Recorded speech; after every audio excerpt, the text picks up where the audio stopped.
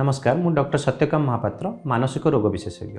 आजिकल stressful life भितर लोक मध्य depression अति द्रुत गति वृद्धि पाइबार लगी।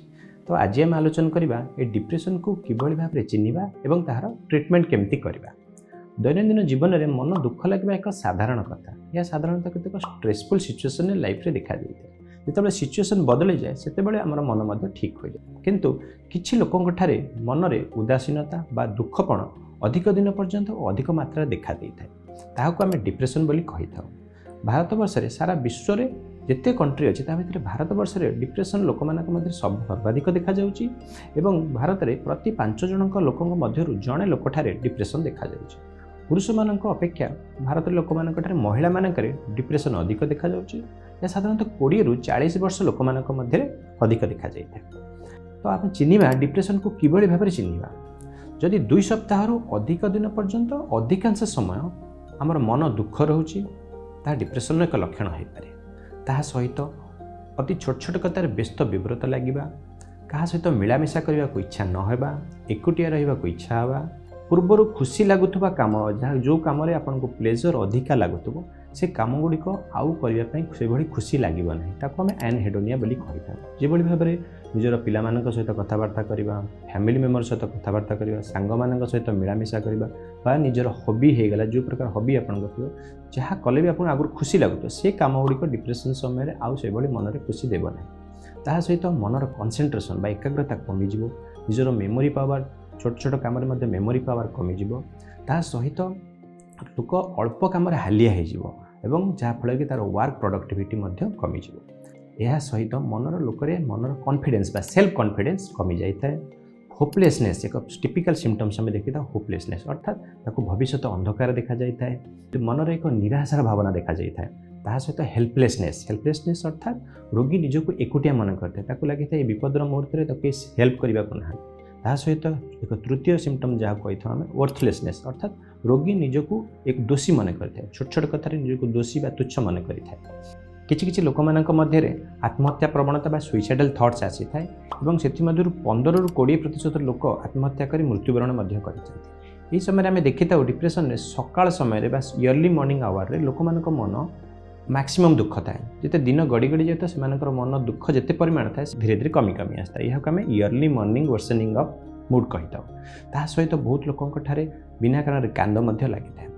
यही समय डिप्रेशन में आम मानसिक लक्षण सहित केतक फिजिकल सिम्पटम्स शारीरिक लक्षण देखा देता है। जो भाव में मुंड बिंधा हवा, बॉडी पेन हवा, चुट्टी झड़वा यह देखा देता है। सेक्सुअल प्रोब्लेम्स देखा देता है। बहुत स्त्री लोक मानक देखीचु डेलीवरी 4 रु 8 सप्ताह मध्य डिप्रेशन देखा संभावना अधिक थाए। ताको आम पोस्टमार्टम डिप्रेशन कही था।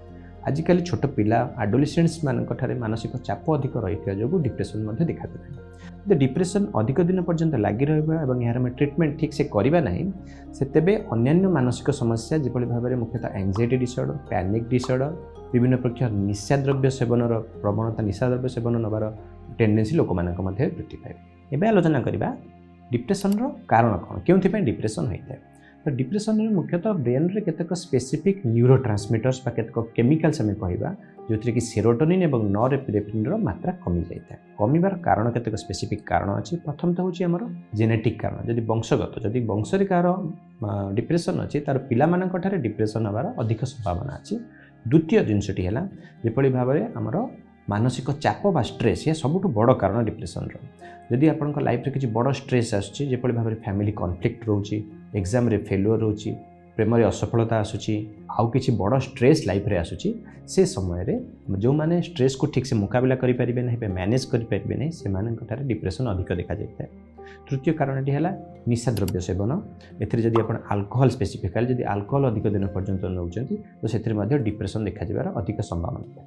केतक physical disorders, chronic medical disorder physical disorders जेपरि भाव में आपणकर hypertension, cardiac problems, diabetes, cancer किंबा हाइपोथायरॉइड ये सब समस्या अधिक दिन पर्यंत लगी रहिले एथिरे आमर डिप्रेशन देखा जिबार मध्य कोमोरबिड डिप्रेशन देखा जिबार संभावना रही। एबे आलोचना करबा डिप्रेशन रोगर ट्रीटमेंट करबा के।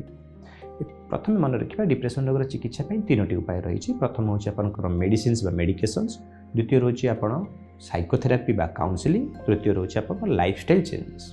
तो मेडिसिन विषय जदि कथा medicine treatment anti depressant medicine व्यवहार करें एक निर्दिष्ट स्पेसिफिक टाइम पर्यंत व्यवहार कर लोक मध्य बहुत भूल धारणा अच्छी थे एंटी डिप्रेसेंट मेडिसिन आरंभ हो गले आपको बंद कर किंतु केते दिन मेडिसिन चलो से विषय में डिस्कस करने को चाहूँगी तो यह निर्भर करता है केते निर्दिष्ट फैक्टर उपर जदि जड़े डिप्रेशन रोगी आम पाखक आसला तार डिप्रेशन क्यों अवस्था से आसी लक्षण आरंभ होबार केते दिन पर से आम पाखक आसी रोगर आम पाखक आसला बेले तार रोगर सिभियरिटी केते रोगर तीव्रता केते अच्छी एवं रोग जिते आम ट्रिटमेंट आरंभ करिया मेडिसिन गुड़ी को से किभली भाव रेस्पॉन्ड करुच्ची केते रेगुलाली से मेडिसिन खाऊँ डॉक्टर को कंसल्ट करुच्ची फैक्टर उपर निर्भर करता है तार मेडिसिन को आम केते दिन पर्यंत चलेगा।